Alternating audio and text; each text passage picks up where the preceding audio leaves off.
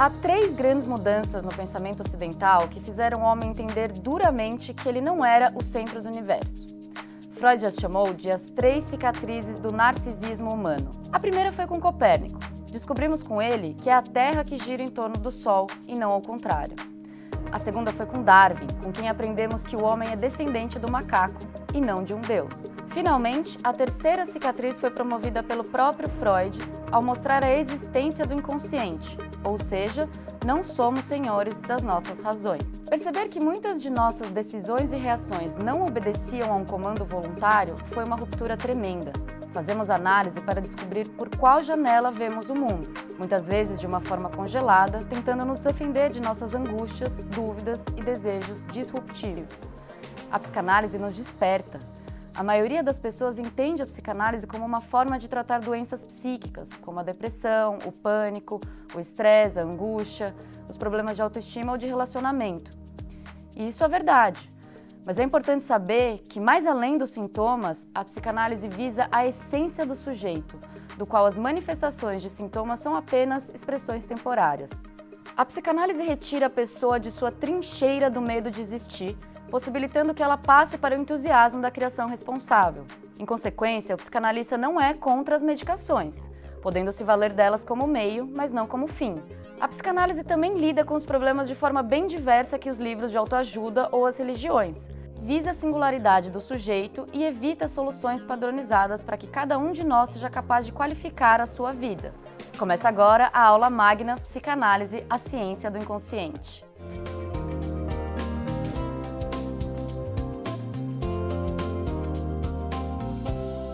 Olá, eu sou a Gabriela Tessitori, coordenadora do curso de pós-graduação em psicanálise da FAAP. Ao longo dessa aula magna que começa hoje e está dividida em 5 partes, você está convidado a fazer uma espécie de test drive da nossa pós-graduação em psicanálise.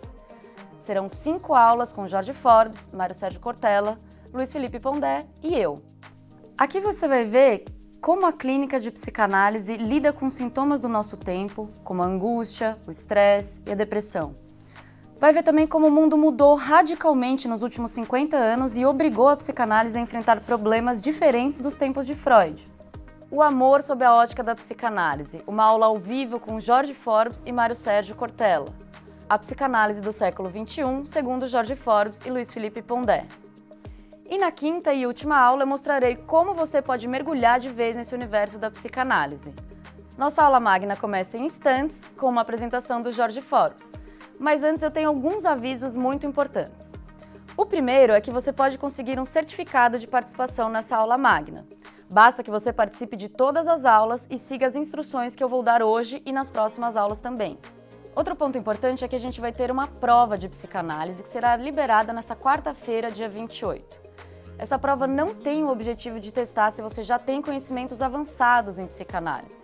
A gente não quer saber quem mais estudou o assunto e hoje é o mais experiente da turma.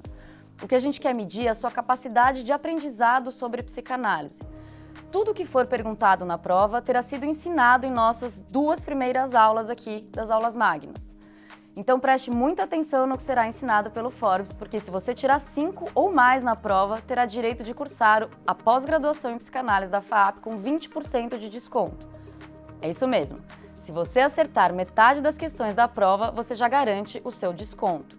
E fazer a prova também é uma pré-condição para que você obtenha o seu certificado de participação nessa aula magna.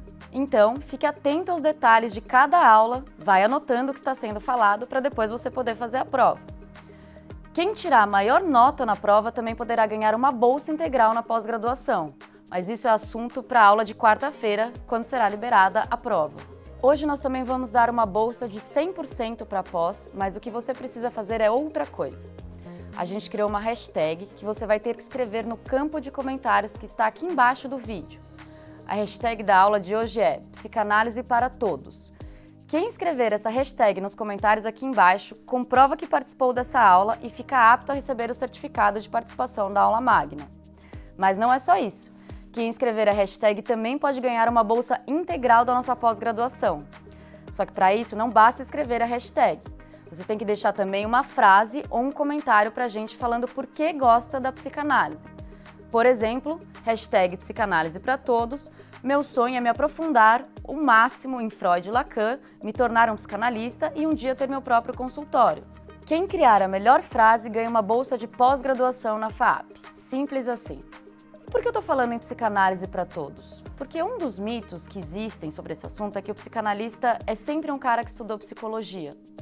Só que o Jorge Forbes preside um instituto de psicanálise lacaniana e lá a gente rodou uma pesquisa e perguntou quantos deles haviam feito psicologia na graduação.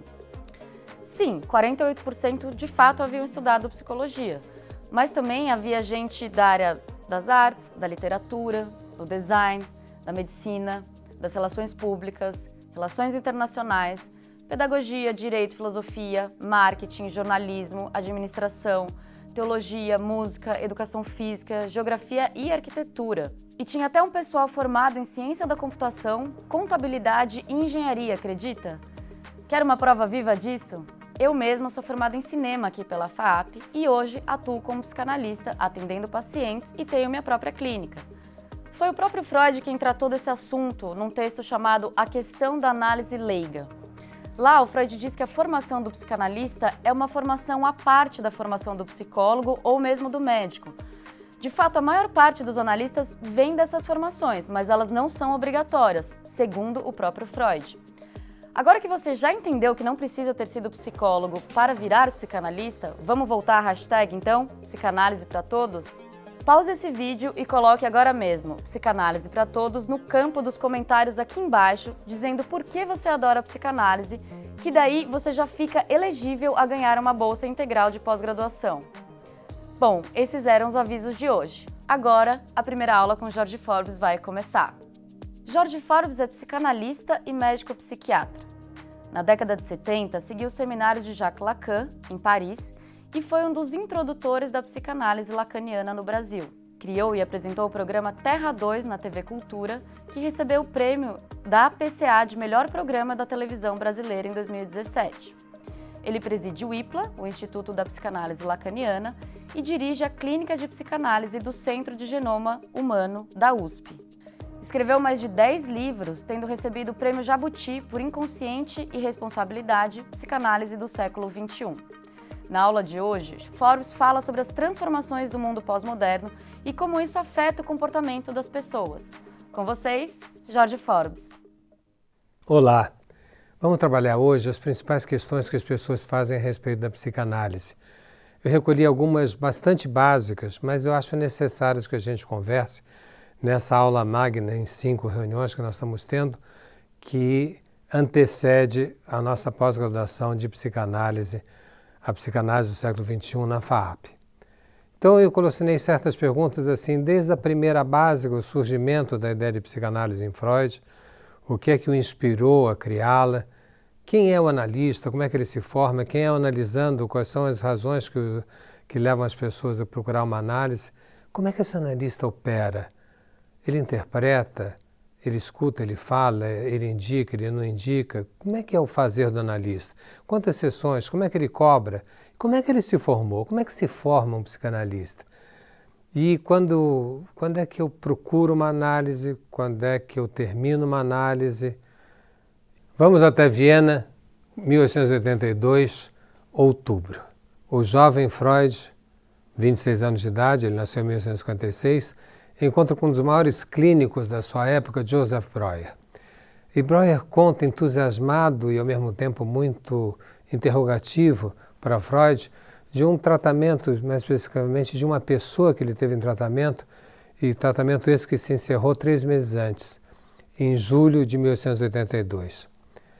E Breuer diz para Freud que se tratava de uma paciente que ele deu o nome de Ana O, que hoje em dia a gente já sabe que se chamava Berta Pappenheim, uma grande assistente social. Ele conta que aconteceu algo inusitado, que essa pessoa que apresentava uma série de parestesias e dificuldades nos seus membros, dificuldades de locomoção, de movimento, a um belo momento, ao ser interrogada por ele, essa paciente diz para ele: "O senhor, por favor, cale a boca, porque eu estou limpando minha chaminé, estou fazendo uma cura pela palavra." Imaginem vocês, se hoje um paciente vira para um grande clínico em São Paulo, no Rio, em Salvador, Porto Alegre, enfim, numa grande capital, Belo Horizonte, e diz para esse grande médico: o senhor cala a boca. A possibilidade de ser posto para fora do consultório é muito grande. Eu acho incrível o Breuer ter calado a boca e ter deixado essa moça fazer o que ela queria, uma cura pela palavra, falar tudo que viesse à sua cabeça, entendendo que ao fazer isto, ela se liberaria dos seus sintomas. Breuer achou aquilo muito esquisito. Para ele não fazia muito sentido. O que é isso de falar tudo que vem à sua cabeça, de limpar uma chaminé? Para ele isso não tinha muito significado. E ele contou isso dessa forma interrogativa para o Freud. Para o Freud isso não foi tão esquisito quanto foi para Breuer. Isso porque Freud, aos 14 anos de idade, tinha recebido uma coleção de livros que ele adorava, de um autor que se apresentava como Ludwig Borna. Ludwig Borna. O nome verdadeiro é Baruch Loeb. Ele deve ter achado que era mais fácil falar Ludwig Borna, não sei. Mas enfim, o Ludwig Borna escreveu um livro que eu trouxe um trechinho aqui para vocês, um trechinho da vida e obra do Freud, do Ernest Jones. O Ludwig Borna escreveu um ensaio em 1823 chamado A Arte de se tornar um escritor original em 3 dias. Veja bem, a arte de se tornar um escritor original em 3 dias. Olha a maneira que Borna apresenta o método de ser original em tão pouco tempo. É assim, diz ele: aqui está a fórmula prática que lhes prometi. Tome umas poucas folhas de papel e durante 3 dias consecutivos escreva nelas, sem mistificação ou hipocrisia, qualquer coisa que vier à sua cabeça. Escreva sobre o que pensa de si mesmo, de suas mulheres, da guerra turca, de Goethe, do caso criminal Fonck, do juízo final, dos que se acham acima de você na hierarquia da autoridade. E quando se tiverem passado esses 3 dias, você ficará espantado diante dos pensamentos originais e surpreendentes que saíram de sua mente. Esta, conclui Borna, esta é a arte de se tornar um escritor original em 3 dias. Freud ele era fascinado por esse texto do Borna. E Freud conta que durante a vida inteira ele carregou essa coleção de livros junto com ele nas diversas mudanças que ele teve das suas casas. Estava sempre perto dele um livro de Goethe e o livro do Borna. E o livro do Borna é esse que eu acabei de fazer referência. Então, quando aquele jovem Freud ouve o Breuer falar de uma paciente que lhe dizia que queria falar tudo que viesse à sua cabeça, isso não era tão estranho para aquele jovem Freud. É como se ele dissesse: já vi isso em algum lugar. O Born falava que isso leva a pensamentos originais, quer dizer, fora do comum, específico daquela pessoa. E vamos imaginar, junto com o Jones, que o Jones faz muito essa correlação, e foi dele que eu tomei emprestado essa aproximação, né? Vamos pensar que Freud mantém isso na cabeça dele e que a passagem daí mais importante e conclusiva sobre esse aspecto se dá 4 anos depois, em 1886. Freud agora está em Paris. Ele vai passar 4 meses estagiando com Charcot na Salpêtrière. Aliás, a gente pode brincar dizendo que a psicanálise nasceu no Brasil, porque esses 4 meses que ele passa em Paris, ele passa num hotel chamado Hotel Brasil, que fica no bairro Latino, ou Quartier Latin, em Paris. Está lá o Hotel Brasil até hoje, com uma placa na porta aqui, segundo Freud, ficou tal data, assim, assado. Bom, voltemos à nossa questão principal. Ele vê aquele grande neurologista na Salpêtrière, Charcot, fazendo uma demonstração com histéricas de que certos sintomas que elas tinham na vida de vigília, ao serem hipnotizadas, aqueles sintomas desapareciam. E ao saírem da hipnose, aqueles sintomas voltavam. E Freud começou a dizer, ué, mas estranho, a lesão que está cometendo isso não segue os caminhos que eu conheço de neurologia. Vamos lembrar que ele era neurologista, Freud. Então ele sabia o caminho que os nervos percorrem. E quando você traumatiza um nervo, o que é que causa na sequência daquele traumatismo, daquele corte, daquele impedimento do sistema nervoso. E ele falava que tinha uma nova anatomia, que não fazia sentido, aqueles sintomas não correspondiam à anatomia e à biologia que ele, Freud, era especialista. Então ele disse que engraçado, de repente esse corpo é um corpo falado. De repente esse corpo está contando uma história. De repente, se eu juntar o que me falou Breuer com o que me disse Ludwig Born em Como se tornar um escritor original em 3 dias, eu estou frente a uma nova forma de tratar os problemas psíquicos de uma pessoa. Essa nova forma que ele começa a deduzir sua existência em 1886 só vai receber o nome definitivo em 1896, 10 anos depois. E o nome, a gente sabe, é psicanálise. O que é então essa psicanálise? A psicanálise trata das respostas que cada um dá frente a um vazio que todos nós temos. O que é um vazio? O que é esse vazio? O que é esse buraco? Vou me demorar um pouquinho agora sobre esse segundo ponto. O primeiro, Anaó. O segundo, o que Anaó tinha que todos nós temos? Nós temos algo em nós, né, que nos faz sermos seres de dúvidas, seres angustiados, seres atormentados, seres embrulhados, seres estressados, ansiosos, querelantes, briguentos, amantes, apaixonados. Essas variações todas dos nossos humores, elas são variações típicas do ser humano, né? O ser humano pode fazer análise, animal não. Uma vaca não faz análise, por exemplo. Por quê? Porque vaca não duvida, porque abelha não duvida, taturana não duvida, minhoca não duvida, peixe não duvida, né? Só nós, humanos, duvidamos. Por quê? Vamos insistir na pergunta, por quê?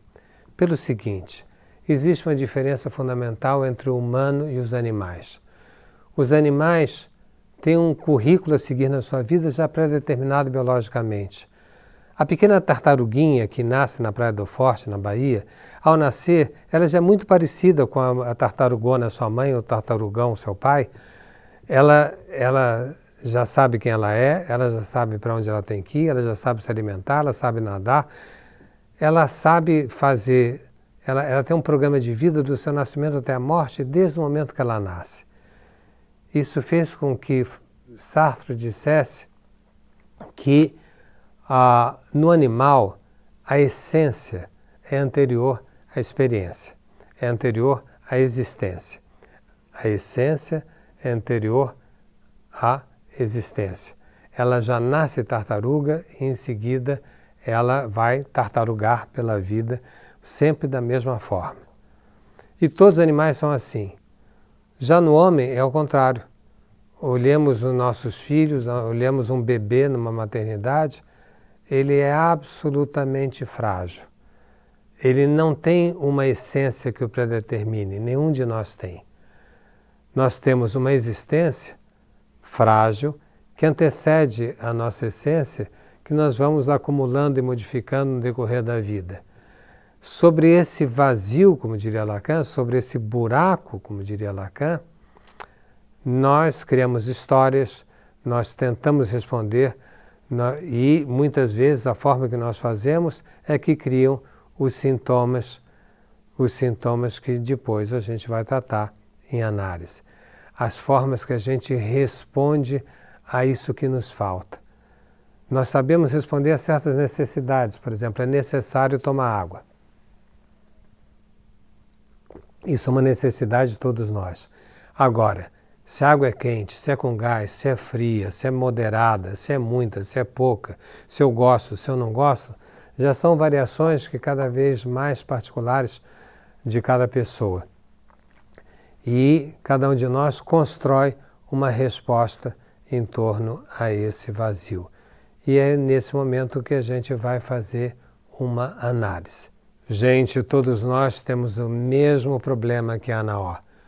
Todos nós temos o mesmo vazio, todos nós, de certa forma, podemos fazer análise. Não existe contraindicação para a psicanálise, né? Não, existe, para aqueles que querem se pôr em questão, essa possibilidade de ver de que maneira construíram respostas a esse vazio estrutural fundamental da nossa experiência humana. Então, para esse serve a psicanálise.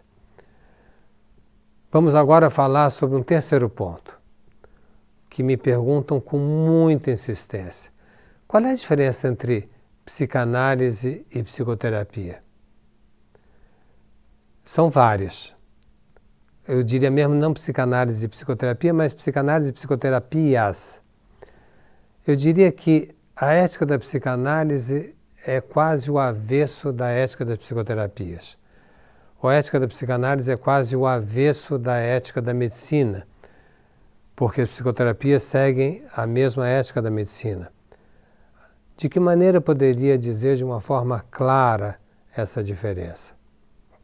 Eu penso o seguinte: você vai ao médico e o médico diz para você o que você tem que fazer. Ele te prescreve, ele te orienta remédios, dietas, exercícios, sono. Ele diz, olha, para você o melhor é fazer tal coisa, né? E às vezes, quando você acha que você está ótimo, o médico pode dizer que você está péssimo. E quando você acha que você está péssimo, o médico pode dizer que você está ótimo. Quem define o bom e o mal e o que você deve fazer é o médico. A mesma forma, poderia dizer que todas as psicoterapias, a grosso modo, seguem esse mesmo modelo da medicina. Definem a priori como é que uma pessoa deve se comportar, são educadores do desejo, como muitos da psicologia positiva hoje em dia faz, ou a cognitivo-comportamental, né? São tentativas de seguir na mesma linha da medicina, que sabe a priori o que é bom, o que é médio, o que é mal para o seu paciente. O psicanalista, como dizia, ao avesso disso, não sabe. O analista entende que o seu paciente faz parte do sintoma, que o analisando faz parte do sintoma.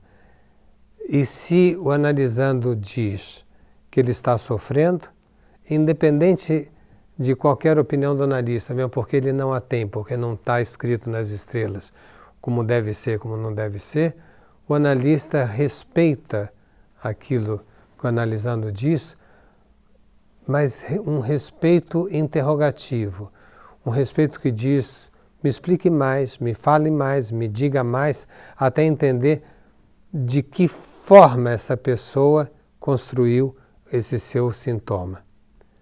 Dito de uma maneira mais simples, o médico anda um passo na frente do seu paciente, o analista anda um passo atrás. Quem diz o que quer falar é o analisando. Da mesma maneira que Breuer calou frente, da mesma maneira que Breuer calou frente a Ana, quando a Ana diz para ele calar a boca, né? Nós, analistas, também nos calamos para privilegiar aquilo que o analisando quer dizer. E com que intenção? ficará mais claro daqui a pouquinho. Antes disso, eu queria falar de um quarto ponto. Quem é o analista? Qual é a sua formação? É necessário ser psicólogo? É necessário ser psiquiatra para ser psicanalista? Gente, a maioria dos analistas de fato são psicólogos ou são psiquiatras. Eu, por exemplo, sou psiquiatra, né? O que quer dizer isso? Atra quer dizer médico, psi quer dizer psíquico, né? E psiquiatra quer dizer médico da cabeça, médico da mente. Com pediatra quer dizer médico da criança. E assim por geriatra quer dizer médico do velho. Eu sou um psiquiatra. Eu sou um psiquiatra e sou um psicanalista. Um psicólogo, ele é psicólogo e ele pode ser psicanalista. E assim por diante. Assim por diante porque não é exclusivo do médico ou do psicólogo serem necessário ser psicólogo, psiquiatra para ser psicanalista. Vocês podem encontrar uma opinião bem embasada de Sigmund Freud a respeito no seu texto sobre a questão da análise leiga. O analista tem uma formação em si. É claro que 99% dos analistas têm uma formação universitária anterior, mas a formação do analista é uma formação em si, que não é nem da psicologia, nem da medicina, nem da engenharia, das letras, da filosofia, da história, da antropologia, da sociologia, da química, da biofísica, do que a gente quiser, né? É uma outra formação que não segue os parâmetros habituais universitários, há de se dizer. Por que não segue? Porque os parâmetros habituais universitários, e nós estamos aqui, né, fazendo esse curso, preparando uma pós-graduação de psicanálise na FAAP, a psicanálise do século XXI, normalmente os cursos habituais universitários, eles definem um começo, um meio e um fim. Você é médico se você fez 6 anos de medicina, psicólogo se fez 5 anos de psicologia, historiador se fez tantos anos na faculdade de História e assim por diante. Um analista não se forma da mesma maneira. O analista se forma no famoso tripé freudiano. Primeiro, ele se forma na sua análise. Não existe analista sem psicanálise pessoal. Sabe por quê? Porque a gente só consegue dirigir uma análise, dirigir um tratamento psicanalítico, se nós tivermos sido analisados e analisados longamente. Não gosto do termo profundamente, mas seria na metáfora do profundamente analisados. Por quê? Porque senão nós não vamos deixar o analisando falar.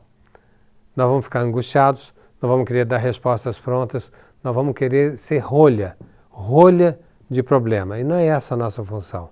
A nossa função é desbastar as identificações que cansam a pessoa, que dão peso na pessoa. E para fazer isso, a gente precisa estar muito tranquilo naquilo que está fazendo, não respondendo angustiadamente quando começa a se retirar as muletas do analisando, do neurótico, do perverso, do psicótico, entendendo que seus sintomas são muletas frente ao vazio.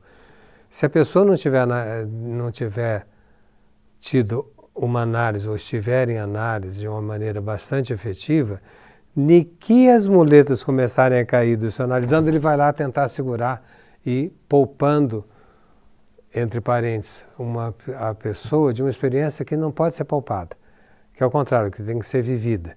O analista tem que ter uma certa certeza arriscada da necessidade dessa vivência para os seus analisandos. Então, primeiro ponto, o analista faz uma análise.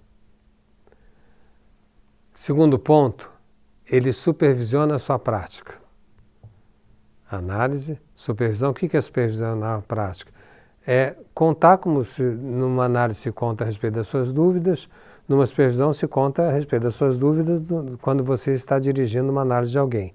Normalmente se busca uma pessoa de uma formação e de um percurso maior a quem você discute, você coloca, você conta os seus atendimentos para saber de que maneira você está dirigindo aquela análise ou de que maneira você pode estar atrapalhando a direção de uma análise.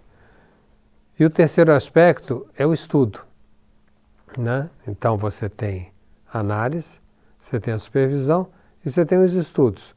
Os estudos, dentre os quais essa pós-graduação que estamos fazendo faz parte, né, de uma ampla gama de estudos necessário à criação a formação de um psicanalista. É o tripé freudiano: teoria, supervisão e análise pessoal. Um último detalhe desse ponto que eu chamei a atenção, que a maior parte dos analistas são de origem ou médicos ou psicólogos. Não é obrigatório que seja, insisto pela última vez, mas é normal que seja. Normal no sentido de habitual. Por quê? Porque quem resolve fazer psicologia, ou resolve fazer medicina, resolve fazer clínica, já é alguém que tem uma vertente de querer se inclinar sobre o outro. O termo clínica tem a mesma origem que a palavra inclinar.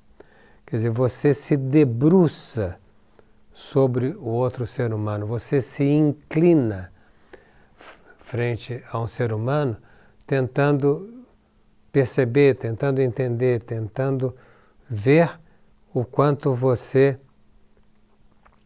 pode ou não ajudá-lo, o quanto você pode ou não tratá-lo, o quanto você pode ou não minorar aquele sofrimento, seja o sofrimento ruim, como também minorar a dificuldade do sucesso das pessoas, porque as pessoas não sofrem só pelas coisas ruins, as pessoas sofrem também, muitas vezes, por qualidades muito boas.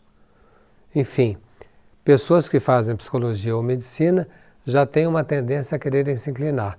Mas nada impede que o engenheiro de ponte, que adora fazer viadutos, que é uma forma também de ajudar as pessoas, vamos convir, se não tivesse engenheiros que fazem viadutos maravilhosos, nós não teríamos como encurtar um caminho entre duas montanhas, por exemplo. Nada impede que essa pessoa amanhã queira se inclinar sobre a singularidade do ser humano e queira ser psicanalista. E nós temos já exemplos de alguns grandes psicanalistas que eram de origem engenheiros, economistas, filósofos, etc. Já temos base agora de poder discutir o que é que faz um psicanalista. A gente já sabe para quem é a psicanálise, como é que se forma um psicanalista e o que ele faz. Basicamente, duas coisas. Duas coisas que a gente poderia sintetizar, ele no Freud explica e no Freud implica. O Freud explica, é a primeira clínica freudiana, segundo Lacan, é aquilo que nós estamos acostumados a saber e repetir, de que se eu souber mais de mim, eu vou agir com mais garantia e vou ser menos tóxico, é a palavra da moda. Vou ser menos tóxico para mim mesmo e para outras pessoas. É aquela psicanálise que, através da associação livre, método que nós herdamos, então, como já sabemos agora, de Anna O, na leitura de Ludwig Born, né? Método esse que faz com que a gente possa descobrir as famosas razões inconscientes. Estamos pensando que somos donos e senhores do nosso destino e nos deparamos numa análise de como nós fizemos tantas coisas por tanto tempo para cumprir um projeto que não é nosso, que é da família, que é do pai, que é da mãe, que é do irmão, que é do amigo, a quem nós queríamos ser queridos, nós queríamos ser acolhidos, nós queríamos ser reconhecidos devido àquele vazio que nós temos. Então que nós compramos a história do outro, vivemos a história do outro. Isso se cura, isso se trata através do que chamamos a primeira clínica de Freud. A clínica do Freud explica, a primeira clínica, na verdade, de Lacan, que é compatível com o tratamento clássico freudiano, que é a clínica do Freud explica. Vou dar um exemplo para vocês, que eu vou retomar nas minhas aulas da pós.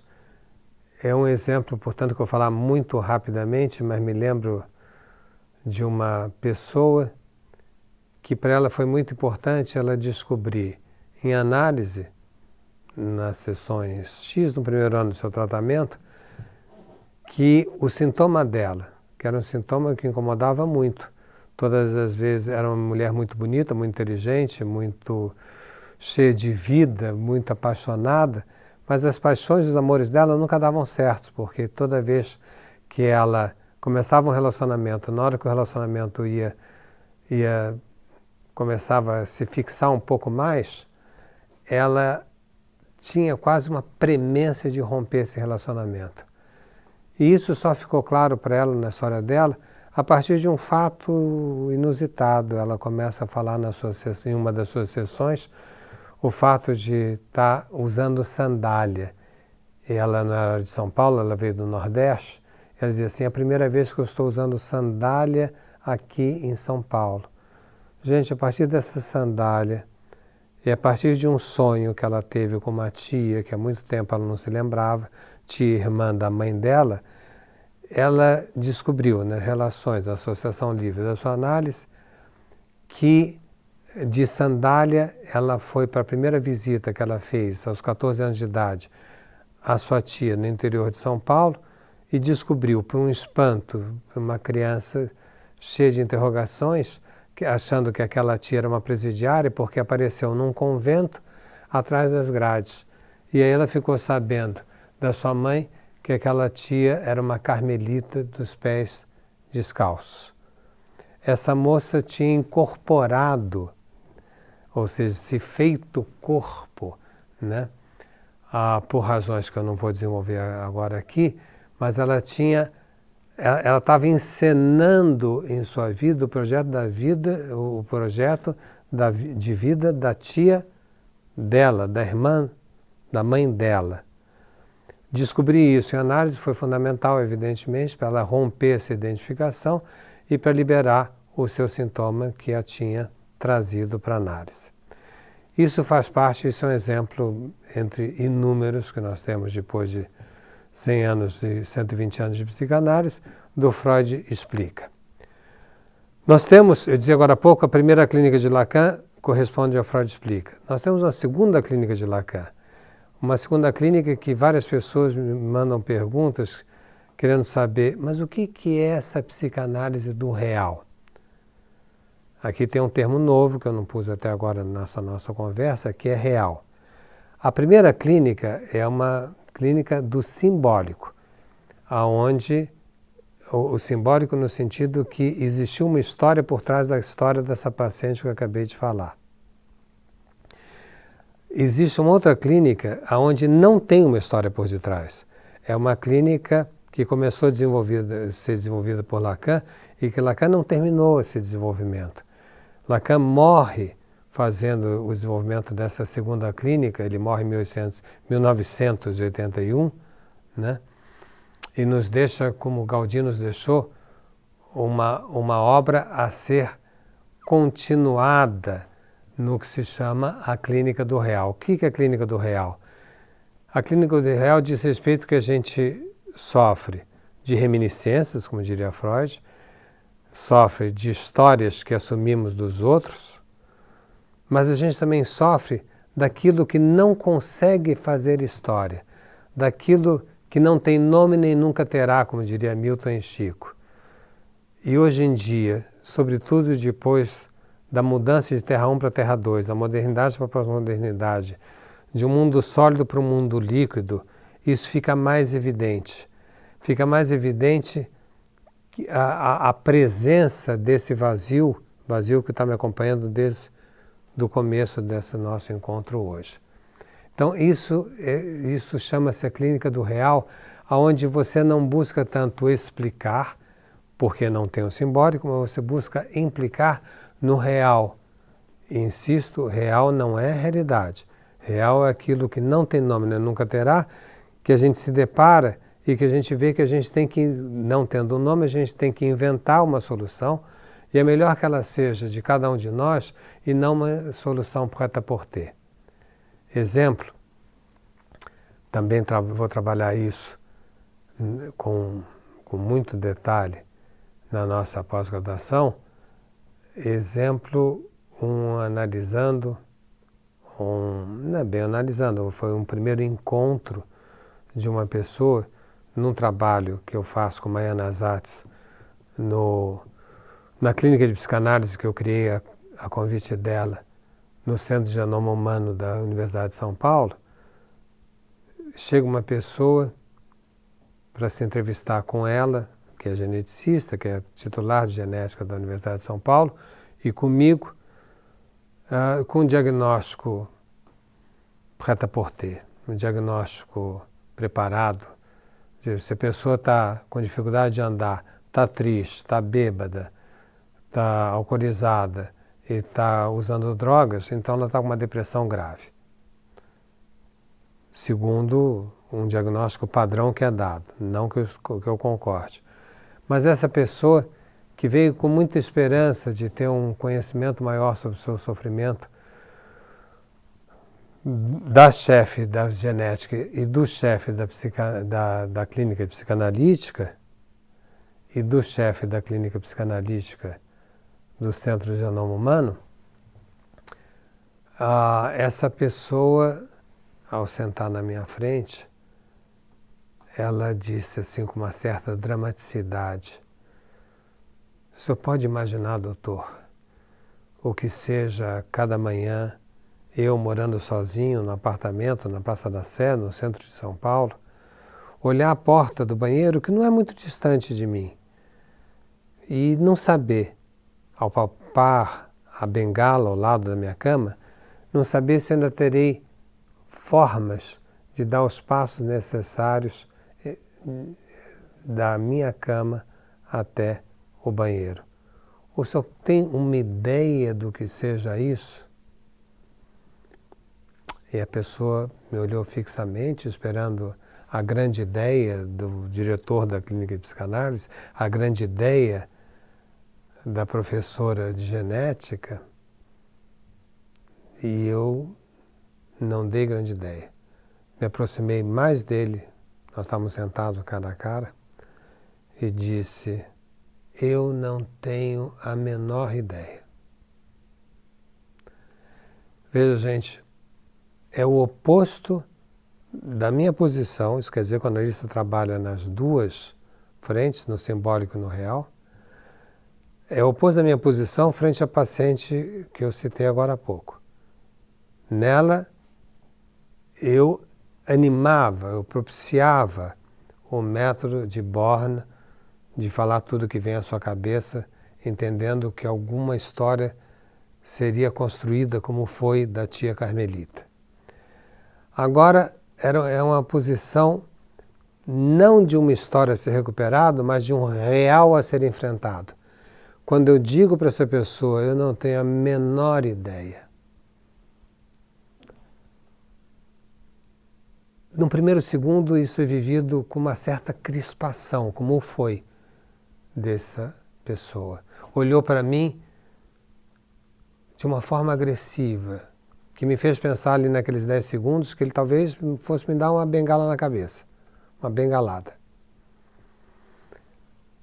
Porque havia uma expectativa dele, chegando agora aqueles que hierarquicamente, entre aspas, estavam numa posição importante, que houvesse uma resposta para ele, uma ideia de melhor qualidade que ele tem, ou que ele tinha. Ao dizer, eu não tenho a menor ideia, ele pode ter sentido isso como se fosse uma falta de interesse, uma falta de compaixão, uma falta de compreensão, uma frustração na sua expectativa. E, no entanto, não. Ele, depois desse momento de crispação que eu falei, ele olhou para mim e disse: é verdade, doutor, o senhor não pode ter nenhuma ideia a respeito. Aí houve um alívio da minha parte, acredito que dele também. Eu disse: eu não tenho nenhuma ideia, mas o senhor pode me contar o que está lhe acontecendo. E ele começou a contar. Então, esses são dois exemplos de uma primeira clínica lacaniana, que é a clínica do simbólico, que corresponde à clínica clássica freudiana, da associação livre, de um saber a mais. É importante a gente notar isso. A pessoa tem um saber a mais nessa primeira clínica lacaniana, na clínica freudiana. Aquela minha paciente, aquela minha analisanda, melhor dito, ela teve um saber a mais, que é a história da sua identificação com a tia Carmelita, donde a impossibilidade gozosa de um relacionamento estável com uma pessoa. Já o segundo exemplo, que corresponde à segunda clínica lacaniana, a clínica do real, é um saber a menos. Essa pessoa, nessa entrevista, ela buscava um saber a mais daquele psicanalista, diretor da clínica de psicanálise, donde, portanto, ele deveria ter respostas a todas as questões dele e da humanidade. Ao me colocar através da frase radical, eu não tenho a menor ideia, eu propiciei a essa pessoa, ao menos eu tentei propiciar a essa pessoa, o embate com o real, o embate com a falta de uma significação. Insisto, aquilo que não tem nome, nem nunca terá.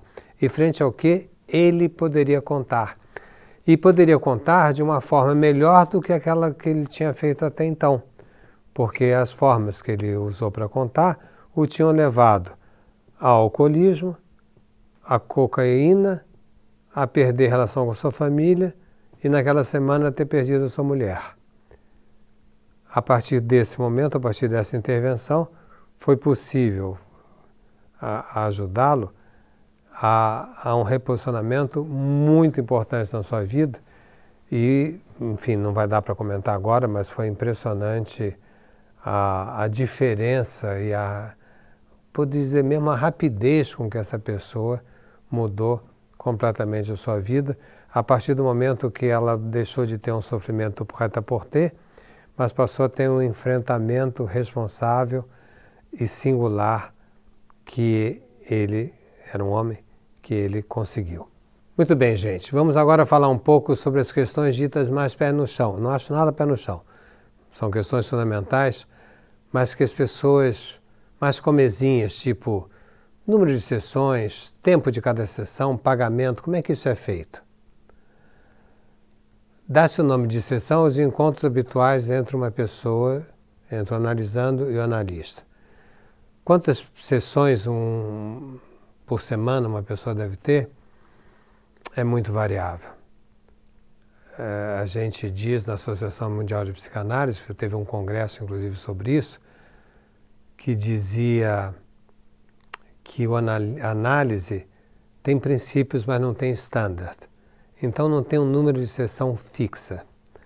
Mas, se me perguntarem, não, mas a pessoa faz uma sessão por ano, uma sessão todo dia, bom, estaria mais perto de fazer uma sessão todo dia do que uma sessão por ano. Como não dá mais para fazer uma sessão todo dia, como era no tempo de Freud, eu diria que a pessoa, hoje em dia, a maior parte das análises que eu vejo ocorrerem, elas ocorrem numa média de 1, 2, 3 ou 4 sessões por semana. Acho raras sessões 5 vezes por semana e acho muito raras sessões a cada 15 dias, por exemplo. Eu tenho dificuldade de acompanhar uma análise, uma sessão a cada 15 dias ou 30 dias. Raramente aceito fazer algum tipo de acompanhamento, porque acho difícil que se mantenha a abertura necessária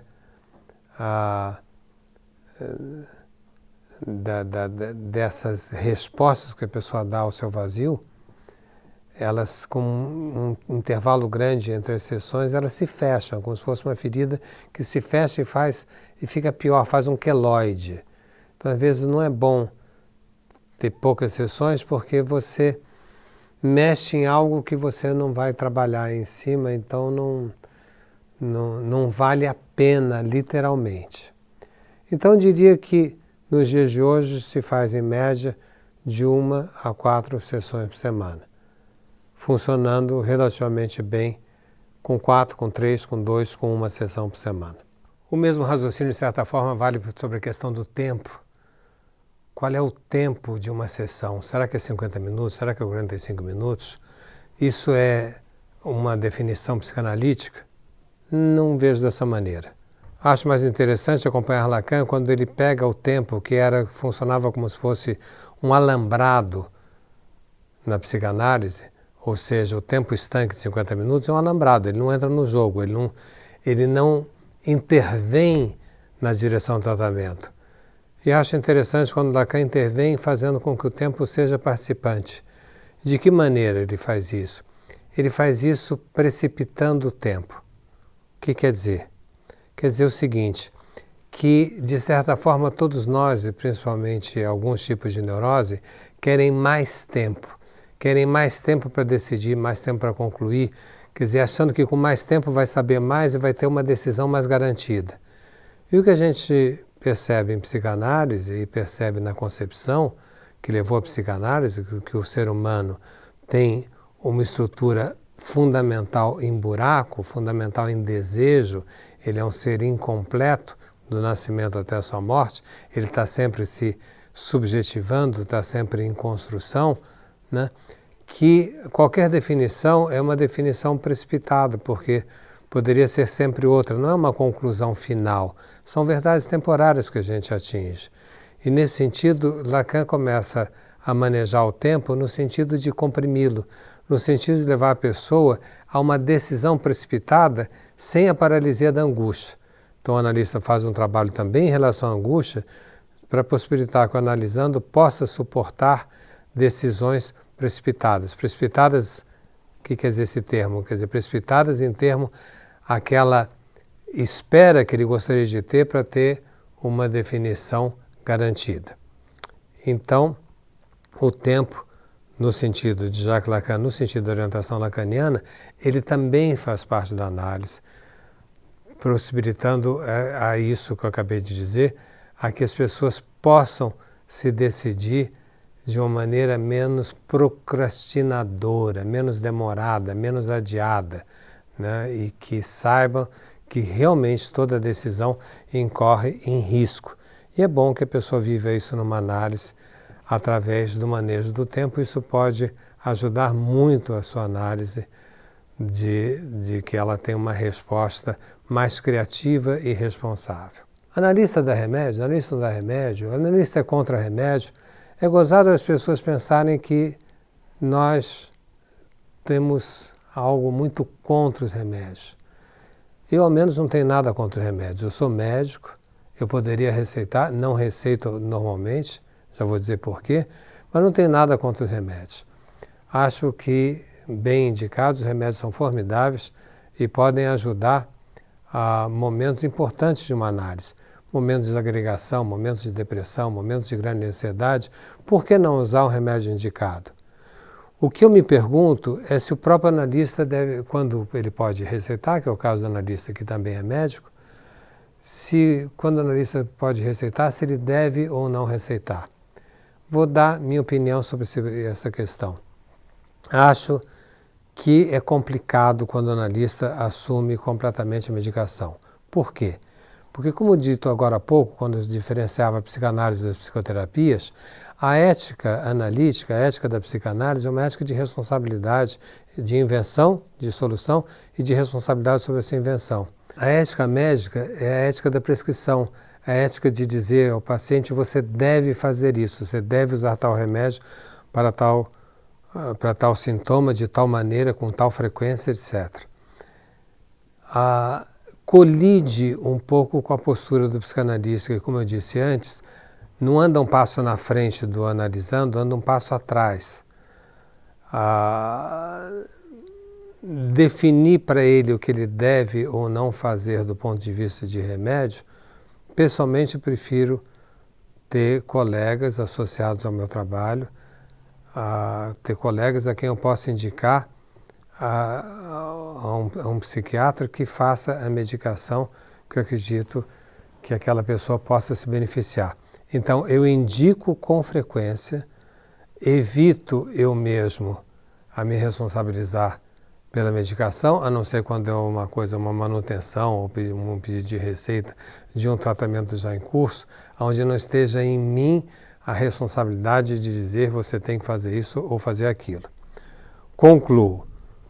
Não penso que devamos continuar dizendo que os psicanalistas são contra remédio. Na meu ver, se são, não deviam ser. Eu acho que a posição diferente, para mim ao menos, responde a essa questão, remédios sim ou remédios não. Penúltimo item que eu gostaria de conversar com vocês, depois de ter insistido em todos os itens anteriores nas questões clínicas, nas questões ditas de consultório ou de ambulatório, nas questões da clínica em intenção, né? Eu gostaria de falar sobre a psicanálise mais ampla, sobre a psicanálise em extensão, no sentido da psicanálise no mundo, né? De que maneira nós podemos trazer a contribuição da psicanálise ao mundo e ao mundo atual, de maneira geral, que tipo de contribuição ela traz. Primeiro aspecto, eu vou dizer que ela já trouxe muito, né? A tal ponto que o vocabulário psicanalítico entrou no vocabulário popular. As pessoas dizem o seu complexo de Édipo, deixa de ser histérica, não seja tão perverso. Veja, essa terminologia entrou na nossa cultura e as pessoas hoje em dia já o utilizam com muita frequência nas suas conversas.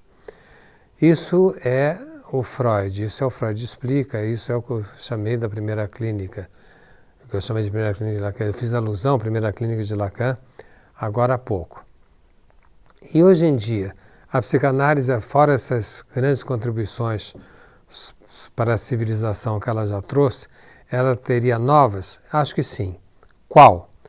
Uma imensa contribuição, que é o fato de que para a psicanálise não é nenhuma novidade nós nos depararmos com o fato do homem incompleto, do homem desejante, do homem sem certezas, do homem líquido, do homem múltiplo, do homem criativo, que são todas as características da pós-modernidade, ou daquilo que eu chamei Terra 2 no programa da TV Cultura, né?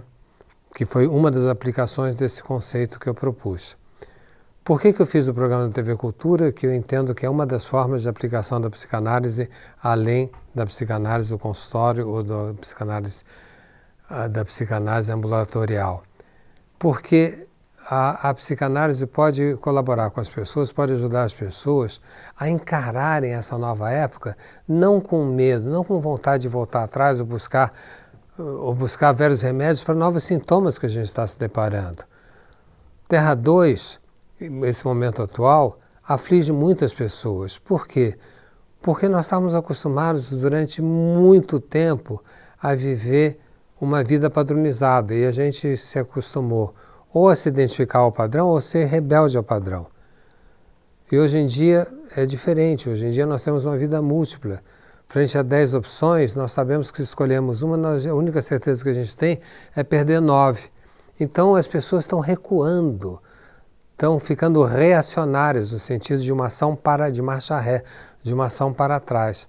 A psicanálise e nós trazermos essa praxis a um mais amplo grupo, que é o que nós estamos fazendo nesse momento, por exemplo, conversando com vocês, né? É uma forma de fazer as pessoas habitarem essa nova terra, habitarem essa pós-modernidade, que tem uma característica fundamental, é um momento de grande criatividade do homem. Uma vez que a gente quebrou os padrões, nós somos praticamente obrigados a viver uma época de criação.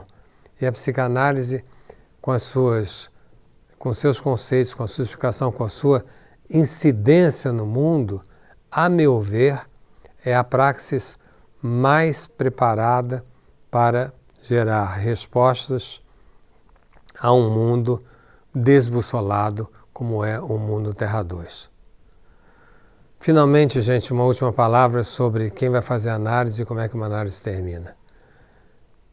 A análise teria uma indicação para todo mundo, mas nem todo mundo faz análise. Faz análise aquele que se vê decidido a se pôr em questão. Faz análise aquele que sabe que o seu mal-estar pode ser ouvido de uma forma singular por uma outra pessoa. Faz análise aquele que quer encontrar alguém que não diga para ele, eu também. O analista não diz eu também. O analista busca a singularidade de cada coisa que ocorre na sua vida. ele tenta fazer uma psicanálise, não uma psicossíntese. Não fazer uma síntese entre os padrões e te oferecer esse padrão, não. Ele pretende uma análise de todas as respostas padronizadas e levar a pessoa a poder responder de uma forma criativa e responsável. Cuidado com a palavra, criativa e responsável.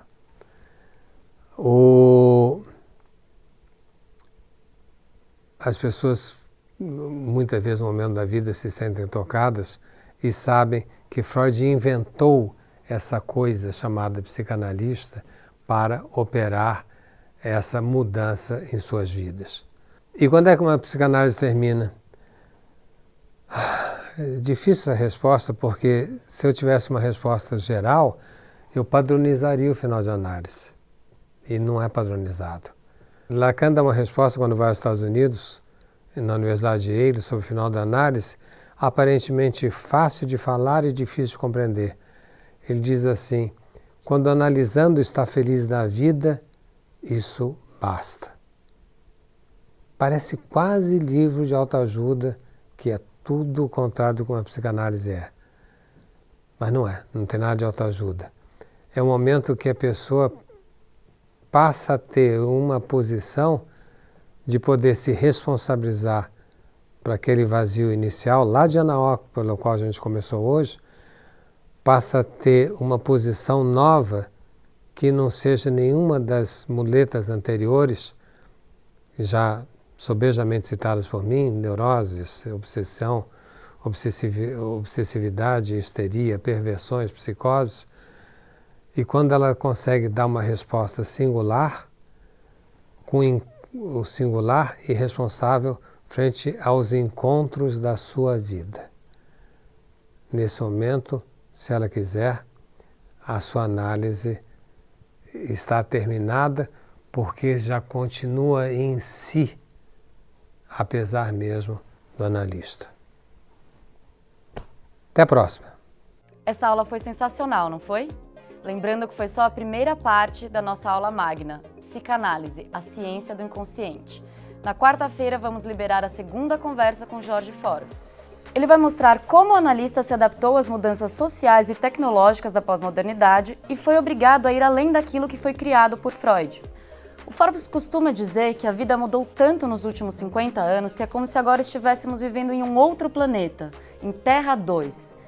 Se do nascer ao morrer tudo é diferente, incluindo a forma como amamos, trabalhamos e reproduzimos, não fazia sentido que a psicanálise também não seguisse em constante transformação. Esse será o tema da nossa próxima aula. E na quarta também vamos liberar a prova, que vai valer um desconto de 20% em nossa pós-graduação em psicanálise. A prova é pré-condição necessária para você ganhar o certificado desse curso. E o aluno que tirar a maior nota na prova também vai ganhar a bolsa integral para cursar a nossa pós-graduação. Então, siga nos acompanhando. E por hora, não esquece de subir a hashtag Psicanálise para Todos aqui embaixo no campo dos comentários. E coloca ao lado da hashtag um comentário explicando o que mais te fascina sobre a psicanálise. Lembrando que o melhor comentário ganha também uma bolsa integral para a nossa pós. Então capricha e eu vejo você na quarta.